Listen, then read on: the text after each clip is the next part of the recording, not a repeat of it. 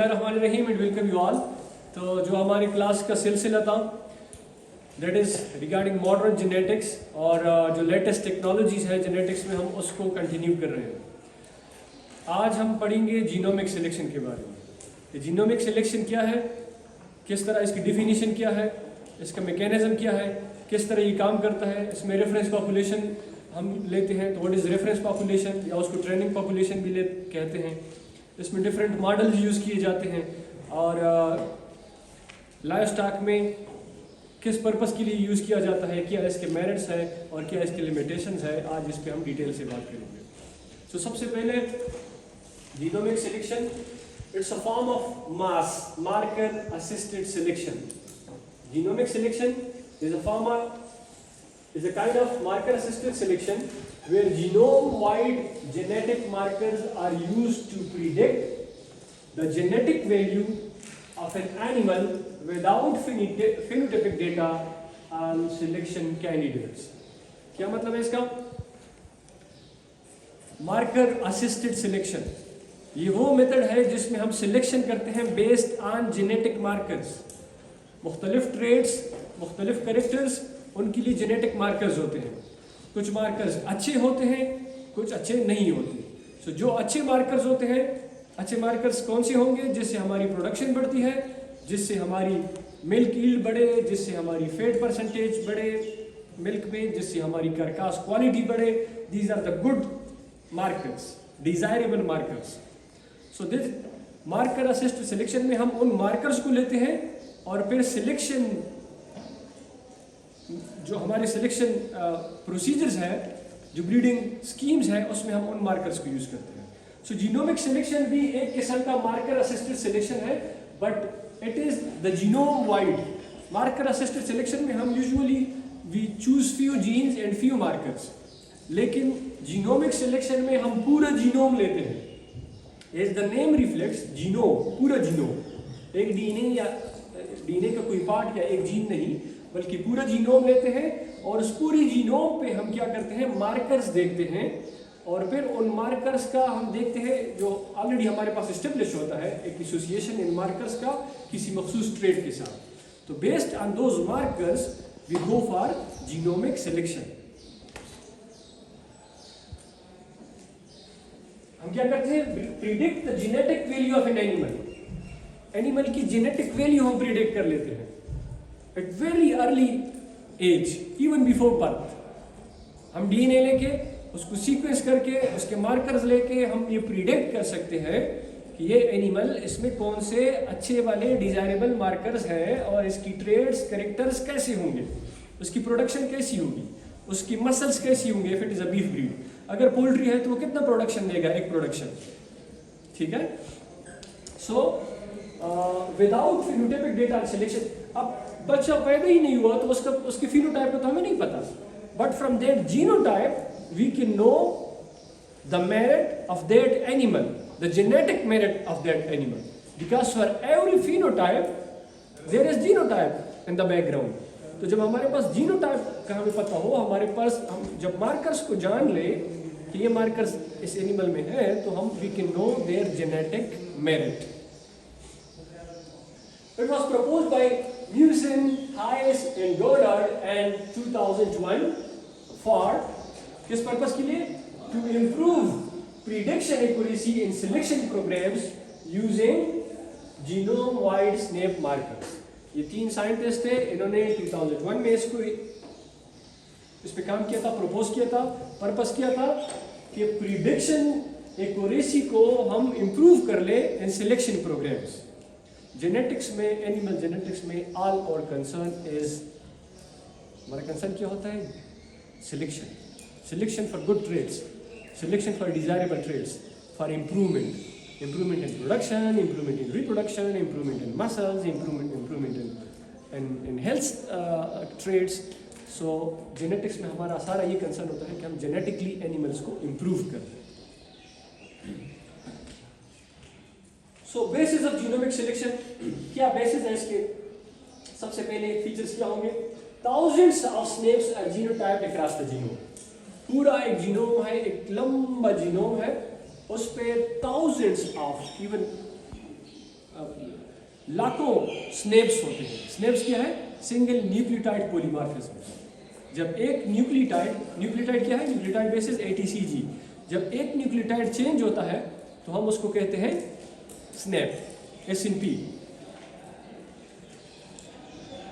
हमारे पास अगर इस तरह का एक सीक्वेंस है ATCGCCGC, ये यहाँ पे चेंज हो गया तो हमारा पास ये for example it is replaced with G, इसको हम बोलेंगे ATCGC, ये रिप्लेस हो गया C विद GGC, इसको हम बोलेंगे SNP, snip, single nucleotide polymorphism. तो सिंगल न्यूक्लियोटाइड पॉलीमॉर्फिज्म्स हम लेते हैं अक्रॉस द जीनोम, पूरी जीनोम से। फिर क्या करते हैं? These markers are used to estimate the genomic estimated breeding values। Her animal की एक ब्रीडिंग वैल्यू होती है, उसका कितना मेरिट है, कितना पोटेंशियल है। तो बेस्ड ऑन जीनोमिक जो उसकी हम ब्रीडिंग वैल्यू डिटरमिन करते हैं, उसको हम बोलेंगे genomic breeding value, genomic estimated breeding value, GEBV। Unlike mass marker assisted selection which uses few QTLs, QTL is quantitative trait loci, genomic selection uses all markers simultaneously। marker assisted selection में we take only few SNPs, हम थोड़े से SNPs लेते हैं और फिर उन SNPs की हम एसोसिएशन देखते हैं ट्रेड्स के साथ। जबकि जीनोमिक सिलेक्शन में GEBV में हम पूरी जीनोम पे मार्कर्स देखते हैं और फिर हम देखते हैं कि वो मार्कर्स किस तरह एसोसिएटेड है ट्रेड्स के साथ। ठीक है, so it is a marker assisted selection, but marker assisted selection में हम ओनली फ्यू मार्कर्स लेते हैं, only few genes and a part of DNA, a fragment of DNA, उस पे जो मार्कर्स हैं हम वो लेते हैं। जबकि GEBV जीनोमिक सिलेक्शन में हम पूरी जीनोम पे जो SNPs मौजूद हैं हम सारे के सारे वो लेते हैं simultaneously at the same point। so ये ज़्यादा इफेक्टिव होगा, ये ज़्यादा होलिस्टिक है, because it includes all the genes of the human being या animals। अच्छा, अब क्या है स्टेप्स, क्या है, किस तरह हम जीनोमिक सिलेक्शन करते हैं? स्टेप नंबर 1, ट्रेनिंग पॉपुलेशन या रेफरेंस पॉपुलेशन भी बोलते हैं। जीनोमिक सिलेक्शन में reference population is very very very important. Based on animals with phenotypes and genotypes, reference population आपके पास कौन सा पॉपुलेशन है? वो एनिमल्स जिनका आपके पास फिनोटाइप्स भी मौजूद है और जीनोटाइप्स भी है। तो आपने किसी ब्रीड के, किसी पॉपुलेशन के जो टॉप एनिमल्स है वो ले लिए, लेट्स से 1000, 2000, 5000 एनिमल्स या 10,000 आपने ले लिए। उन एनिमल्स का आपके पास फिनोटाइप भी है और जीनोटाइप भी है, या लाखों भी आप ले सकते हैं। इससे ज़्यादा, जितना ज़्यादा आप लेंगे उतनी ज़्यादा उसकी एक्यूरेसी होगी। जेनेटिक्स में डेटा जितना ज़्यादा होगा उतना वो एक्यूरेट होगा। अब अगर आपने सिलेक्शन करनी है 3 बंदों में तो वो सिलेक्शन ज़्यादा अच्छी होगी, या आपने 100 में करनी है वो ज़्यादा अच्छी होगी, या आपने 1000 में करनी है वो ज़्यादा अच्छी होगी? 1000 में आपके पास यू हैव मोर ऑप्शन। अगर आपने 2 में करनी है you don't have option, only 2, either 1 और A और B। सो यहाँ पे क्या है कि हमारे पास जितना रेफरेंस पॉपुलेशन बड़ा होगा, जितना वो ऑथेंटिक होगा, जितना उसकी ज़्यादा इन्फॉर्मेशन होंगी phenotypic as well as genetic information, उतना हमारा रेफरेंस पॉपुलेशन बेहतरीन होगा। रेफरेंस पॉपुलेशन पे हम रेफरेंस पॉपुलेशन का हमारे पास फिनोटाइप भी है और जीनोटाइप भी है। हम दोनों की एसोसिएशन देखते हैं कि जीनोटाइप किस तरह एसोसिएटेड है फिनोटाइप के साथ। बात की समझ आ रही है? रेफरेंस पॉपुलेशन में हम देखते हैं कि एनिमल्स की प्रोडक्शन कितनी है, मिल्क प्रोडक्शन, और उसकी जीन्स किस तरह है। तो उस जीन्स को हम एसोसिएट करते हैं उनके प्रोडक्शन के साथ, या मसल के साथ, या रिप्रोडक्शन के साथ, या डिजीज रेजिस्टेंस के साथ। So reference population is very important. इसके बाद हम prediction use to develop prediction equation using statistical model. जब हमारे पास रेफरेंस पॉपुलेशन होगा, उसका फिनोटाइप और जीनोटाइप दोनों हमारे पास होगा, तो हम स्टैटिस्टिकल मॉडल डेवलप करते हैं for analysis, for prediction equations या प्रिडिक्शन मॉडल्स हम डेवलप करते हैं using statistical tools. Prediction equation हम किस तरह करते हैं? स्टैटिस्टिकल मॉडल्स लाइक ब्लब, ये एक मॉडल है, G BLUP is best linear biased prediction एक मॉडल है, genomic based linear unbiased prediction, Bayes, lasso etcetera, ये डिफरेंट मॉडल्स है जो कि साइंटिस्ट ने डेवलप किए हैं कि जीनोटाइप और फिनोटाइप को एसोसिएट करते हैं। जब हमारे पास रेफरेंस पॉपुलेशन अच्छा होगा तो उसमें हमने ये मॉडल्स हम उस पर अप्लाई करते हैं, उससे हमारे पास इंफॉर्मेशन आता है रेफरेंस पॉपुलेशन का। जब हमारे पास एक दफ़ा इंफॉर्मेशन आ जाए कि ये जीन, ये मार्कर इस ट्रेट के साथ एसोसिएटेड है, ये कंफर्म हो जाए, तो फिर उस पॉपुलेशन में जितनी भी हम एनिमल्स को स्क्रीन करते हैं, हम उनका मार्कर्स देखते हैं, तो हमें पता चल जाता है कि ये मार्कर एसोसिएटेड है इस ट्रेट के साथ। बात की समझ आ रही है? तो वंस वी, ये इंफॉर्मेशन हमारे पास कहाँ से आता है कि कौन सा मार्कर किस ट्रेट के साथ एसोसिएटेड है? From reference population. Reference population में क्या करते हैं? जीनोम वाइड स्क्रीनिंग करते हैं और फिनोटाइप भी होता है, और फिर जीनोटाइप और फिनोटाइप की हम एसोसिएशन करते हैं using different statistical model. Statistic हमें बताता है कि कौन कौन से ट्रेड्स, कौन सा जीनोटाइप, कौन से फिनोटाइप के साथ एसोसिएटेड है। वंस वी नो दिस, उसके बाद हम उस पॉपुलेशन में किसी भी एनिमल को, किसी भी ह्यूमन को हम पिक कर लें, उसका जीन हम देख लें, हमारे पास वी नो कि अब इसका जीन जो है, इसके मार्कर जो है, वो हमें क्या मैसेज देते हैं। These models estimate the marker effects across the genome.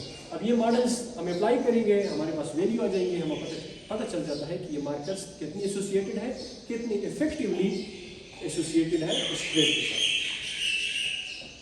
Selection candidates, animals with genotypes only.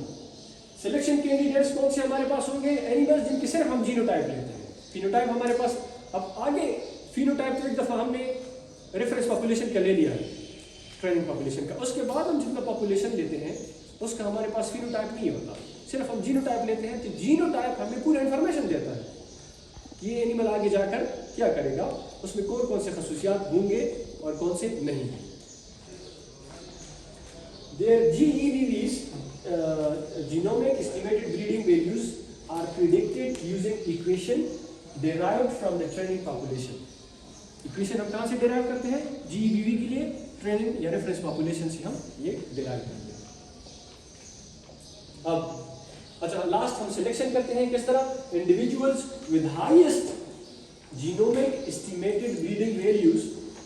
Estimated breeding values हमें कहाँ से मिलेगी? मॉडल से।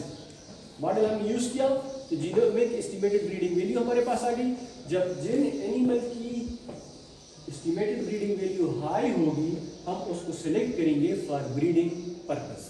हम कहेंगे कि ये एनिमल जो है, इसकी genetic genomic estimated breeding value ज़्यादा है, तो हम इसको सिलेक्ट करेंगे फॉर ब्रीडिंग। मतलब इस एनिमल में खसूसियात ज़्यादा है, ट्रेड्स ज़्यादा है, इसका जेनेटिक मजबूत है, वर्ती है, यूजफुल है फॉर, अगर हम मिल्क प्रोडक्शन के लिए चाहते हैं, for milk production this animal is favourable because it carries favourable genetic marker. तो हम कहेंगे कि इस एनिमल को हमने ब्रीडिंग प्रोग्राम के लिए यूज़ करना है। इस एनिमल से हम सीमन लेंगे और डिफरेंट एनिमल को हम इंसीमिनेट करेंगे, तो उनके जो बच्चे होंगे उनकी प्रोडक्शन ज़्यादा होगी। समझ आ रही बात की?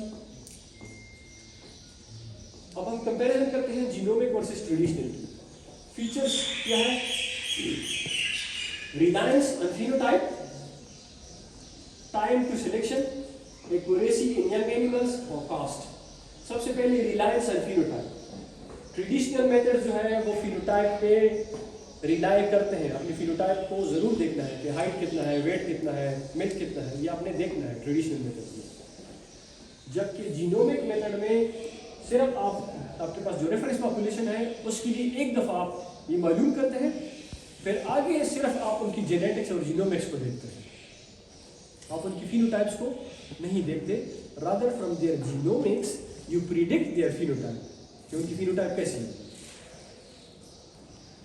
टाइम टू सिलेक्शन, ये काफ़ी लंबा टाइम लेता है क्योंकि आपने सबकी रिकॉर्डिंग करनी होगी, सबका फिनोटाइप लेना होगा, फिर आपने डिफरेंट मॉडल यूज़ करने होंगे। It is very faster. आपने कोई फिनोटाइप नहीं लेना, सिर्फ उनका ब्लड लें, उनकी डीएनए लें, उनको सीक्वेंस करें और मॉडल अप्लाई करें, आपके पास वैल्यूज आ जाती है एंड यू कैन नो कि उसका जेनेटिक वर्थ क्या होगा। Accuracy in young animals is low, क्योंकि यंग एनिमल में आपको नहीं पता कि वो कितने हाइट तक जाएगा, क्या उसकी वेट होगी, क्या उसकी मिल्क प्रोडक्शन होगी। जबकि जीनोमिक में आप बेस्ड ऑन मार्कर्स, अब मार्कर्स आपके पास है, यू कैन नो कि आगे चलकर ये काऊ कितनी milk the, based on genetic markers. Cost, ये ट्रेडिशनल मेथड्स लो कास्ट है, जैसे genomic method, so it is costly, लेकिन वक्त के साथ साथ इसका कास्ट भी कम होता जा रहा है जितनी हमारी सोफिस्टिकेशन आ रही है टेक्निक्स में और साइंस में। Implications in lifestyle, ये प्लांट्स में भी बहुत अहम रोल अदा कर रहा है। It's very useful in plants as well, but in animals also. Dairy में हम देखते हैं कि होल्स्टीन फ्रीजियन, वो होल्स्टीन फ्रीजियन जो किसी वक्त में सिर्फ 10 लीटर दूध देती थी, अभी 50 से ज़्यादा लीटर दूध दे देती है। So this is because of genomic selection. ठीक है, हम बीफ देखते हैं, बीफ में जो हमारे पास बीफ एनिमल थे वो इतने मस्कुलर नहीं थे, अब जितने मस्कुलर एनिमल हम प्रोड्यूस कर रहे हैं using genomic selection. Belgian blue is an example. Dairy का हमारे पास है होल्स्टीन फ्रीजियन एग्जांपल। पोल्ट्री यही हमारी डोमेस्टिक चिकन थी जो कि 6-7-8 महीनों में अपनी एडल्ट एज पे पहुंचती थी। अभी वही चिकन कितने एज में पहुंचती है एडल्ट साइज पे? मार्केट साइज में 40 दिन, 40 days. So it's genomic selection. Sheep and goat, उसके शीप एंड गोट में भी डिफरेंट डेयरी ब्रीड्स है, डिफरेंट मटन ब्रीड्स है, डिफरेंट वूल के लिए ब्रीड्स है, Merino is for wool. So these also developed through genomic selection. Advantages क्या है? Higher accuracy at young age, even at birth. आप एनिमल का डीएनए लें, सीक्वेंस करें, मार्कर्स देखें, you can predict its future, its genetic birth. So it's very accurate even at early age. Low generation interval, faster genetic gain. अगर traditional method है तो आपने देखना है कि इस बुल ने इंसीमिनेट कर अपने ब्रीड किया, उसके बच्चे आए, वो बड़े होते हैं, फिर आप देखते हैं कि उनकी दूध ज़्यादा है कि नहीं। ठीक है, genomic method is very fast. आपने डीएनए लिया, मार्कर्स लिए, फौरन आपके पास पता चल जाता है कि उसमें फेवरेबल मार्कर है कि नहीं है, तो आप यूज़ कर लें, नहीं है तो आप ना यूज़ करें, उसको अल्टरनेट पे जाएं। तो it's very fast method. Better management of inbreeding, जब आपके पास मार्कर्स आ जाती है तो आपको अगर वो फेवरेबल नहीं है तो आप उसको, आपके पास ऑप्शन होता है कि आप उसको ना यूज़ करें। Effective for low heritability traits, वो ट्रेड्स जो कि जिनकी हेरिटेबिलिटी कम हो। हेरिटेबिलिटी पे हम अगली क्लास में डिटेल से बात करेंगे। हेरिटेबिलिटी का ये मतलब है कि कुछ ट्रेड्स हेरिटेबल होते हैं। हेरिटेबल मतलब इनहेरिटेंस उसकी ज़्यादा, पेरेंट्स से जो ट्रांसफ़र होते हैं ऑफस्प्रिंग में, वो खुद को रिफ्लेक्ट भी करते हैं इन द ऑफस्प्रिंग। कुछ ट्रेड्स इस तरह होते हैं कि उनकी हेरिटेबिलिटी कम होती है, वो ज़्यादातर डिपेंडेंट होते हैं ऑन एनवायरनमेंट। हेरिटेबल ट्रेड्स जो है जिनकी हेरिटेबिलिटी हाई है वो जेनेटिक्स पे ज़्यादा डिपेंडेंट होते हैं, पेरेंट्स जेनेटिक्स पे, जो जीन्स आप लेते हैं पेरेंट्स से। लेकिन जो ट्रेड्स जिनकी हेरिटेबिलिटी कम है वो क्या करते हैं, वो इन्वायरमेंट से ज़्यादा इन्फ्लुएंस लेते हैं। इन्वायरमेंट उन पर ज़्यादा इन्फ्लुएंस डालता है और जेनेटिक्स की निस्बत इन्वायरमेंट का इन्फ्लुएंस ज़्यादा है। सो वो ट्रेड्स जिनकी हेरिटेबिलिटी कम है उनके लिए भी ये बहुत इंपॉर्टेंट है।